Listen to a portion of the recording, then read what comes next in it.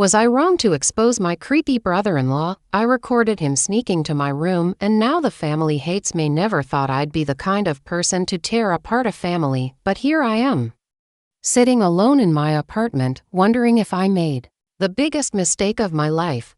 My phone hasn't stopped buzzing with angry messages from relatives, and my sister hasn't spoken to me in 3 weeks.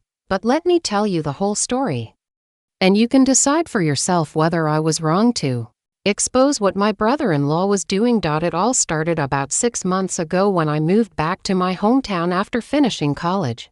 I'd been living across the country for 4 years, and coming home felt like stepping back into a different world.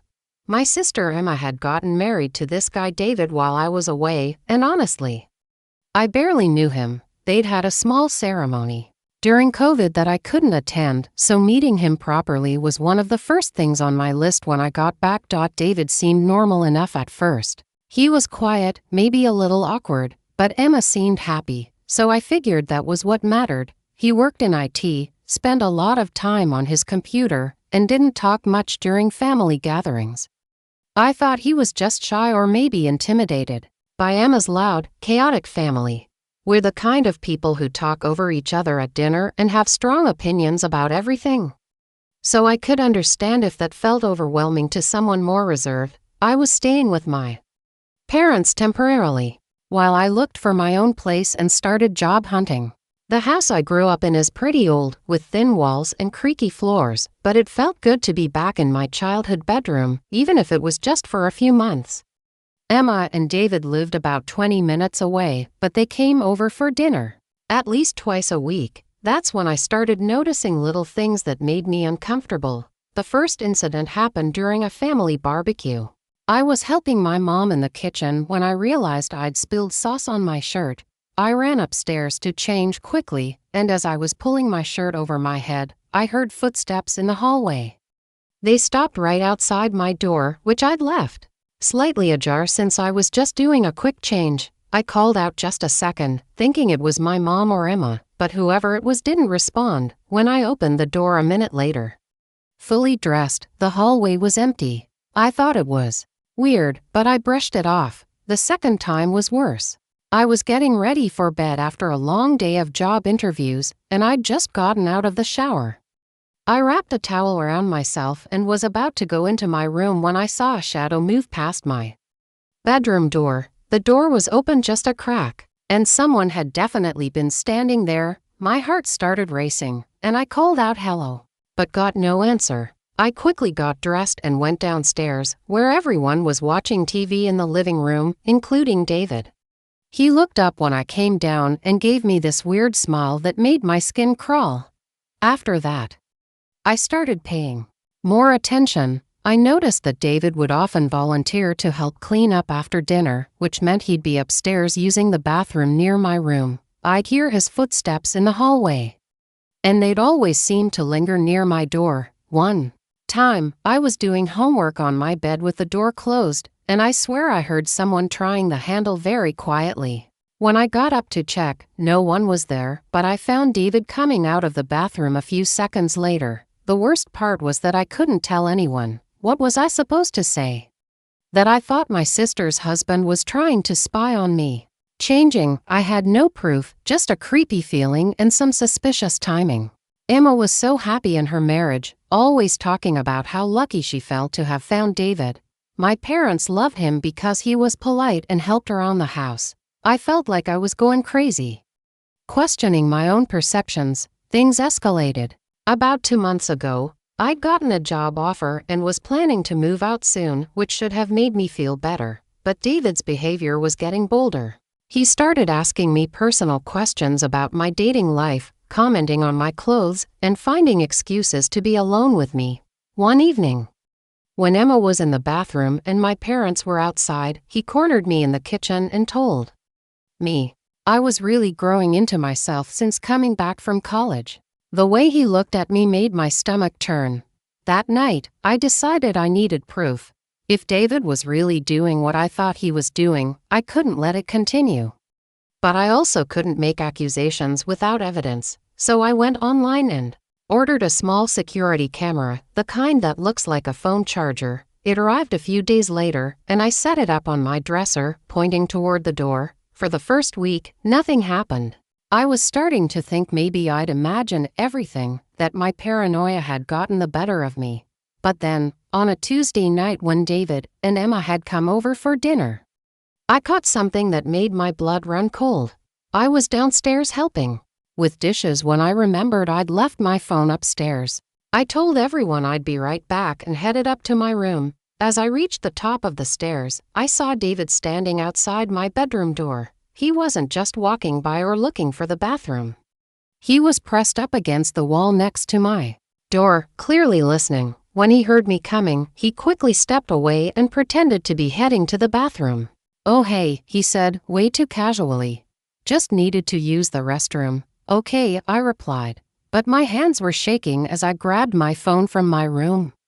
I waited until he went back downstairs before checking the camera footage on my phone. What I saw made me feel sick. The video showed David approaching my door slowly, looking around to make sure no one was watching. He pressed his ear against the door, then very carefully tried the handle. When it didn't open because I'd started locking it, he stood there for almost a full minute, just listening. Then he heard me coming up the stairs and quickly moved away. But that wasn't even the worst part. As I scrolled through more footage from the past few days, I found multiple instances of David lurking outside my room. There was one video of him actually opening my door slightly and peering in while I was sleeping. Another showed him standing there for several minutes while I was changing, clearly hoping to catch a glimpse of something. I felt violated, angry, and disgusted all at once.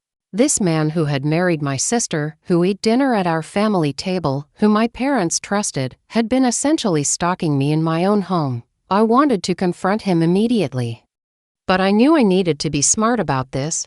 If I accused him, without anyone else knowing, he could just deny everything and make me look like the crazy one. The perfect opportunity came 2 weeks later at Emma's birthday party. The whole extended family was there, plus some of David's friends and coworkers. It was a big celebration at my parents' house, with about 30 people total.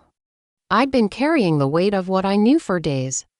Watching David act like the perfect husband while knowing what he was really like. Emma kept talking about how thoughtful and respectful he was, how lucky she felt, and it was killing me inside. About halfway through the party, I made my decision.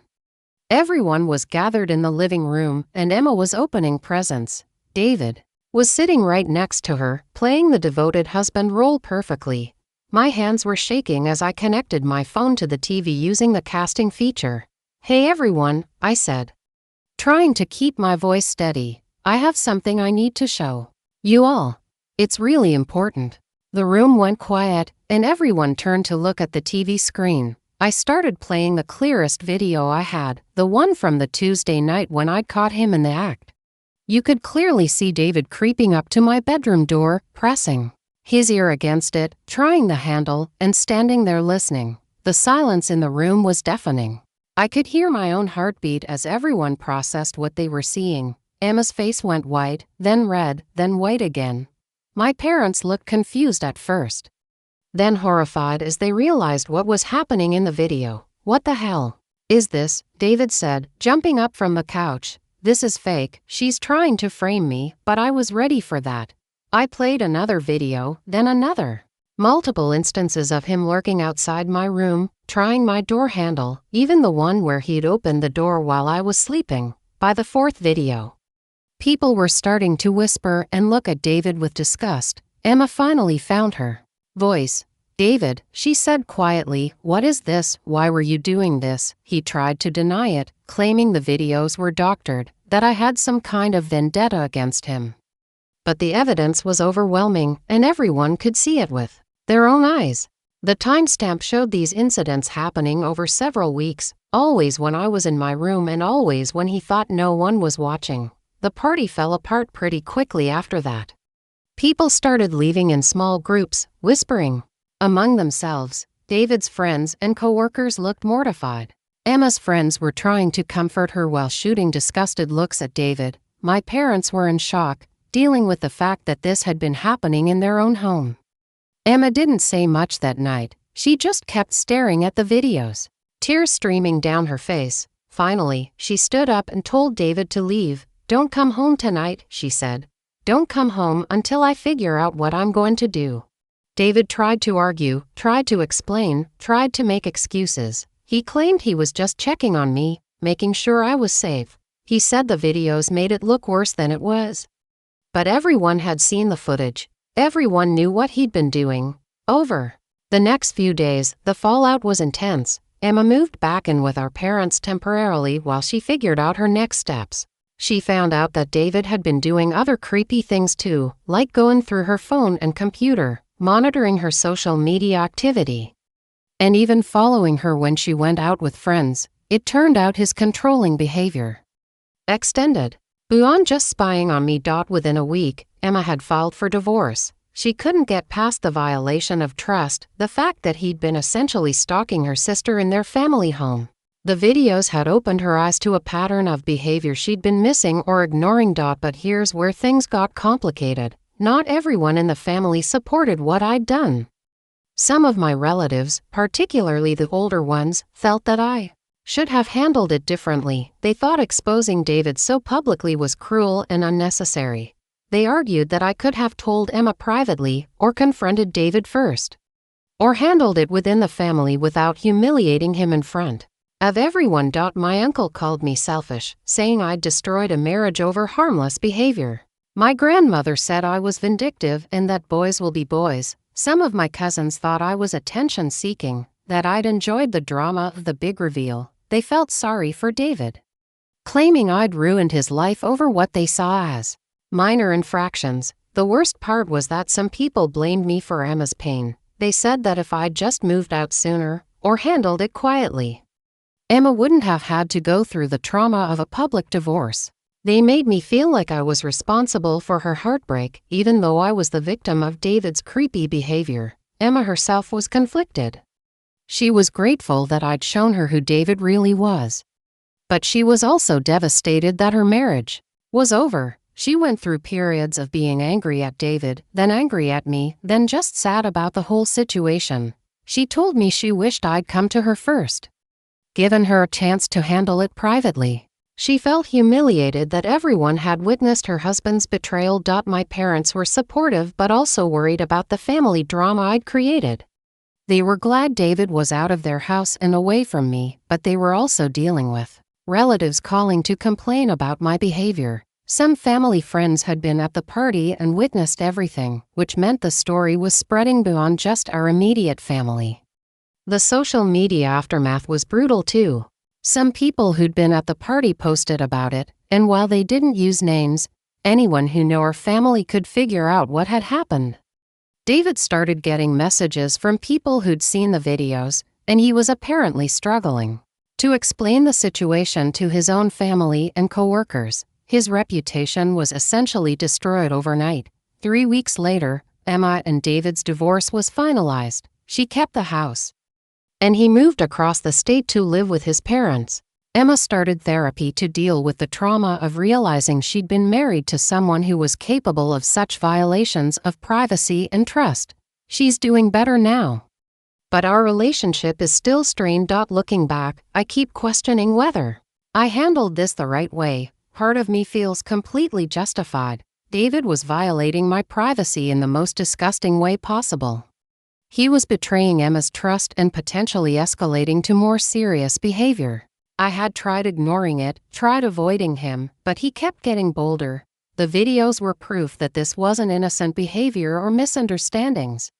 He was deliberately and repeatedly trying to spy on me in private moments. But another part of me wonders if the public exposure was too harsh.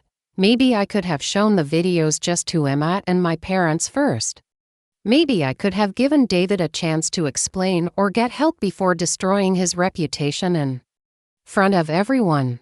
Maybe the nuclear option wasn't necessary. The thing is, I don't think David would have stopped if I'd handled it quietly. Men like him often escalate their behavior when they think they can get away with it. And Emma deserved to know who she'd married before she invested more years in the relationship. What if they'd had children? What if he'd started targeting other family members or Emma's friends? I also think about how many women stay silent about this kind of behavior because they're afraid of causing drama or not being believed. If I hadn't had video evidence, would anyone have taken my word against David's? Would the family have believed me, or would they have dismissed my concerns as paranoia or attention-seeking? Sometimes I feel guilty about the pain Emma went through. Her marriage ending was traumatic, and the public nature of the revelation added to her humiliation. But then I remember that David was the one who chose to violate my privacy repeatedly. David was the one who betrayed Emma's trust. David was the one whose actions led to the destruction of their marriage. I just provided the evidence. I've learned a lot about family dynamics through this experience. Some people value family harmony over individual safety and justice. They'd rather sweep problems under the rug than deal with uncomfortable truths. Others, like my parents and Emma, ultimately supported me even though the situation was difficult and messy. 3 months have passed now, and I'm in a better place. I have my own apartment, a job I love, and I feel safe again. Emma and I are slowly rebuilding our relationship. She started dating someone new, a guy who treats her with respect and doesn't make her feel like she needs to hide parts of herself. David tried to contact me a few weeks ago, sending a long message about how I'd ruined his life over a misunderstanding. He claimed he was just a socially awkward person who didn't realize his behavior was inappropriate. He wanted me to publicly apologize and clear his name. I blocked him immediately. The family relationships are still complicated. Some relatives have come around and apologized for initially blaming me. Others still think I handled it wrong, but they've stopped actively criticizing me. The extended family gatherings are definitely more awkward now, but I'd rather deal with awkwardness than pretend David's behavior was acceptable. If I had to do it over again, I'm not sure I'd change anything. The public exposure was harsh, but it was also effective. It ensured that David couldn't manipulate the narrative or gaslight Emma about what had happened. It sent a clear message that this behavior has consequences. And it probably prevented him from targeting other women in our family or social circle. So was I wrong to expose my creepy brother-in-law the way I did? I honestly don't know. What I do know is that women shouldn't have to tolerate being stalked and violated in their own homes. We shouldn't have to protect the reputations of men who betray our trust and invade our privacy. And sometimes, bringing uncomfortable truths into the light is the only way to create real change, even if it causes temporary pain and chaos. I'd love to hear what you think. Was the public exposure too harsh, or was it necessary to protect myself and other potential victims? Should I have handled it differently? Or was David's behavior serious enough to warrant the nuclear option? Let me know in the comments. Because I'm still processing this whole experience and trying to learn from it.